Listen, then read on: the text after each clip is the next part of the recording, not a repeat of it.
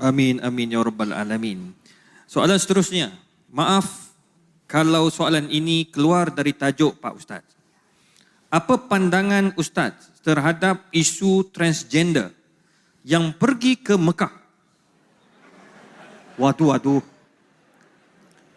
Ada namanya khunsa, ada namanya unsa perempuan, ada namanya rajul laki-laki. Walaysa dzakaru kal unsa. Tidaklah sama antara zakaru lelaki wal unsa dengan perempuan. Az-zakaru wal unsa. Di tengah az-zakaru wal unsa ini ada namanya khunsa. Maaf, beribu maaf. Khunsa ini maaf kelamin dia dua. Alat dia dua. Satu lelaki, satu perempuan. Maka bila dia lahir, kita tidak boleh buang. Tunggu hingga dia dewasa, lepas itu kita tanya.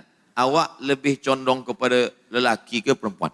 Kata dia, saya ini rasa-rasanya saya perempuan. Dan dia pula mengalami period haid, uzur, maaf. Maka dibuanglah yang lelaki, selepas itu dia akan menjadi perempuan. Sebab bila kita buang yang lelaki, rupanya selepas itu dia rasa, awak lelaki ke perempuan? Aku lelaki, kata dia. Kemana kita nak cari, dah hilang dah. Ini tentang masalah khunsa. Maka khunsa ini dibahas dalam kitab-kitab fiqh. Adapun yang menjadi masalah sekarang, kita mesti pastikan dia ini khunsa atau mukhannas. Sedangkan mukhannas memang dia memang lelaki, lahir sebagai lelaki. Tapi bila kita tanya, awak ini lelaki ke perempuan? Saya ini sebenarnya perempuan terjebak dalam diri lelaki. Ini yang jadi masalah. Bila dia betul-betul lelaki, memang terlahir sebagai lelaki dan satu alat dia, maka dia lelaki. Karena kaedahnya man lahu dzakarun fahuwa mudzakkarun. Sesiapa yang ada itu, maka dia lelaki. Lalu kemudian dia merasa diri perempuan. Adakah ini pada zaman Nabi SAW? Ada. Manakala dia dibawa menghadap Nabi SAW, Nabi menengok tangan dia pakai inai. Daun inai. Inai. Zaman Nabi, lelaki tak ada pakai inai. Di bumi Melayu pakai inai. Bukan mukhannas. Orang nak nikah. Zaman Nabi dibawalah seorang lelaki dia pakai inai. Zaman Nabi yang pakai inai itu hanya perempuan.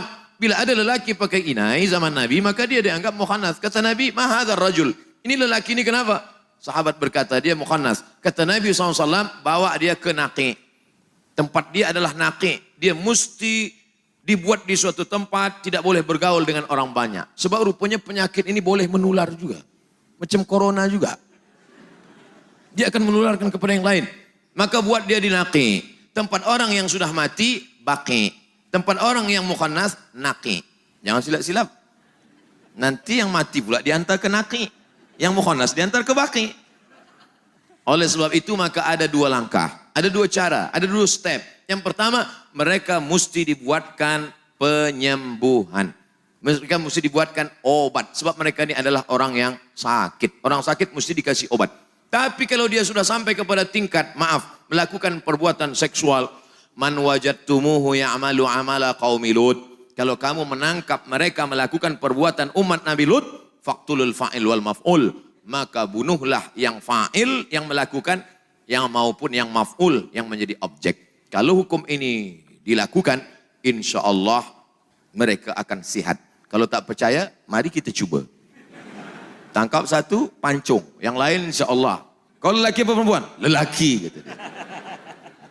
Wallahu a'lam.